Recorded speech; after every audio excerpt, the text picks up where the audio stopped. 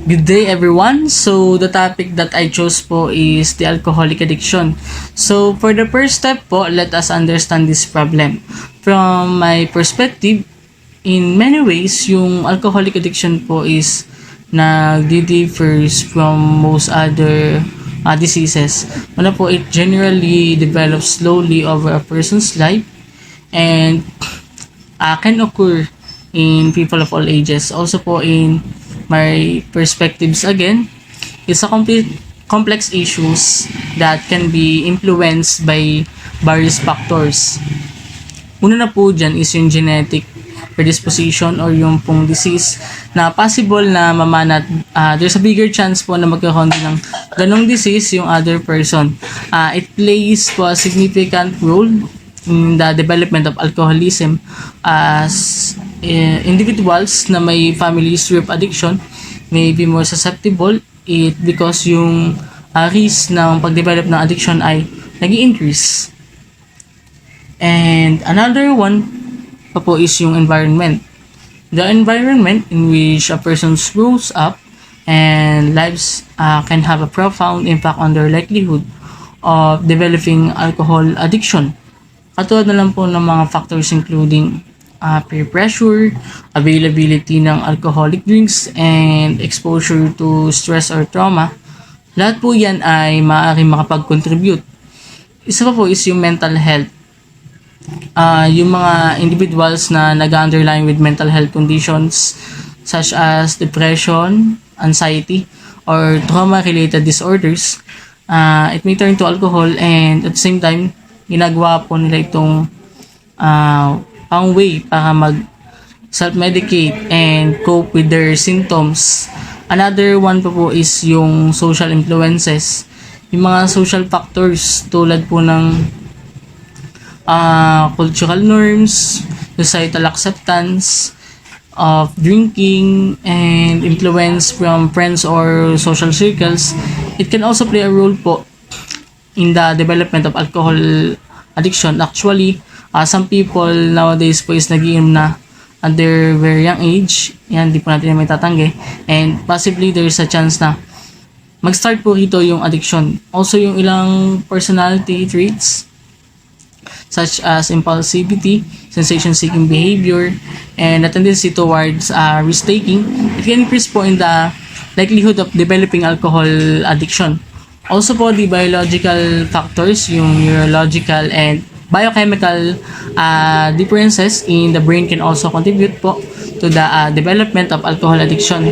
Nakaka-affect po ito on how the brain responds to alcohol and reinforce yung addictive behaviors.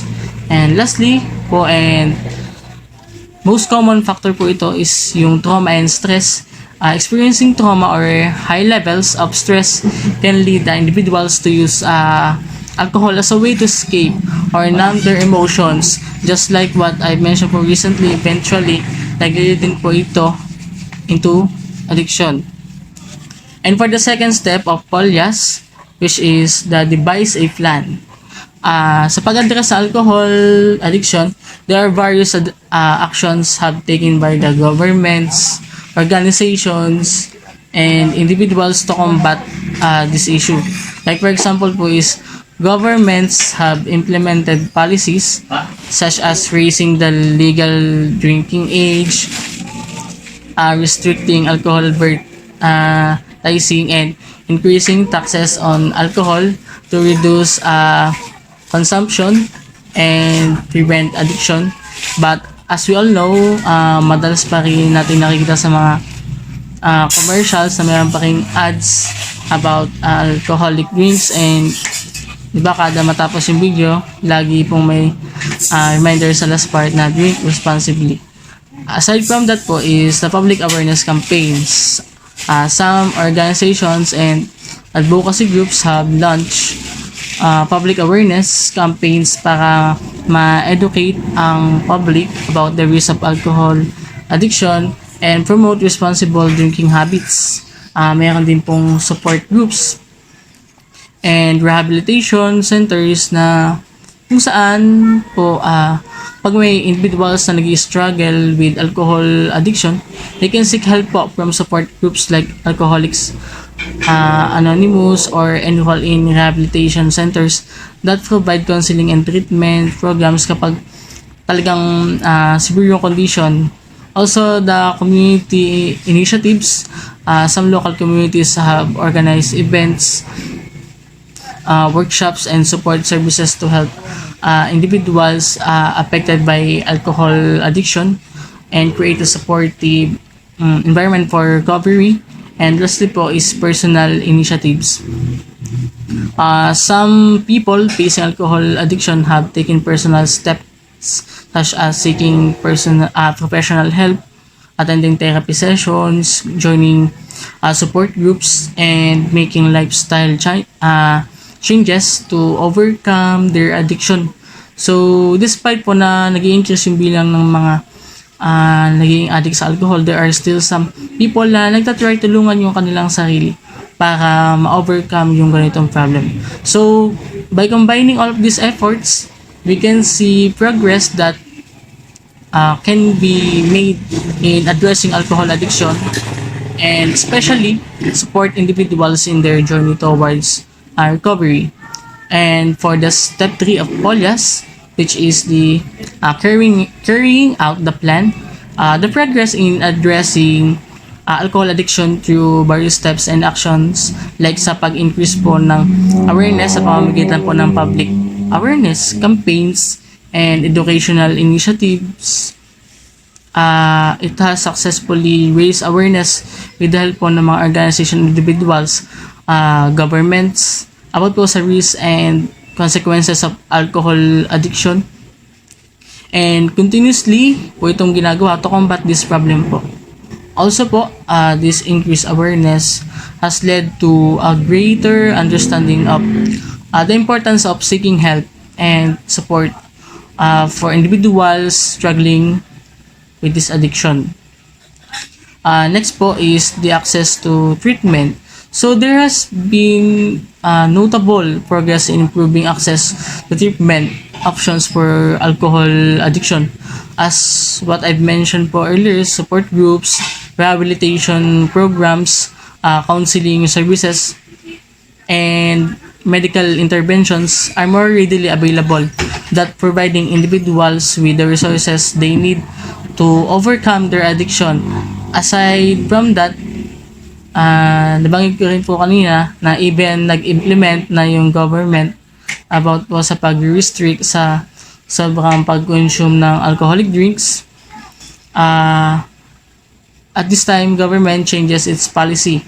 Governments and advocacy groups have implemented policy changes that aim in reducing alcohol consumption and supporting individuals affected by addiction.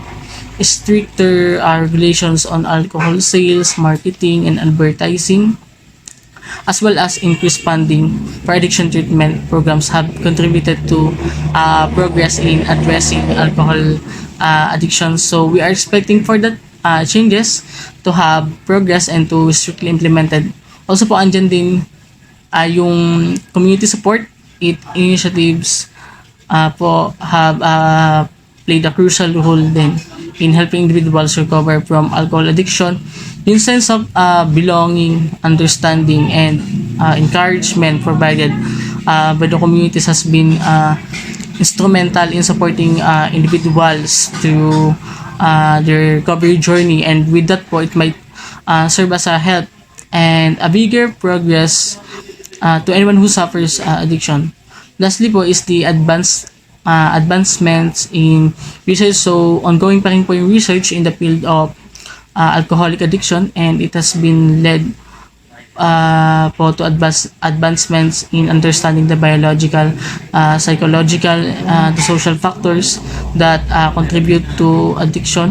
Malaking tulong po itong research, and it has informed the development of more effective treatment approaches and interventions for alcohol addiction. So to sum it up po, when it comes to progress from made in raising awareness, improving access to treatment, implementing policy changes, fostering community support, and advancing research.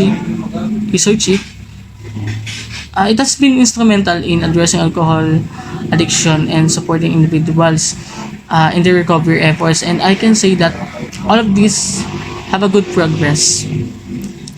So, for the final step po in Polyas, which is the look back, my own simple ways that I can be part of the solution in addressing alcohol addiction is I can offer my support, understanding, and encouragement to my acquaintances or yung mga tao na malapit po sa akin na nag-struggle with alcohol addiction by being there for them, listening without judgment, and helping them seek professional help.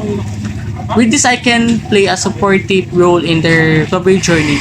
I can raise awareness also po about the risk of alcohol addiction within my community sa pamagitan po ng pag-share ng information and personal stories that I have known. Also by educating others about the signs of addiction if lumalagpas na po sila sa kailang limitations to the point na ginagawang tubig ang alak. I can help individuals po to recognize the importance of seeking help and advice. Aside from that po, one of the most important is by being a positive or good influence. I can model responsible drinking behavior and promote healthy coping mechanisms in dealing with stress and emotions. By demonstrating positive habits and choices, I can inspire others to make healthier decisions regarding alcohol consumption. And lastly po is by advocating for change by speaking out and using my voice to discuss about the importance of addressing alcohol addiction as a public health issue for all to give or pay attention with this problem.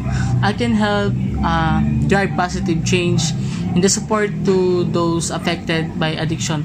So by taking these simple yet impactful steps, masasabi ko pong helpful ito every individuals who fights for this addiction, and I'm sure po na this simple contribution to the solution in addressing alcohol addiction will lead on their path to recovery and can make a big difference to their life.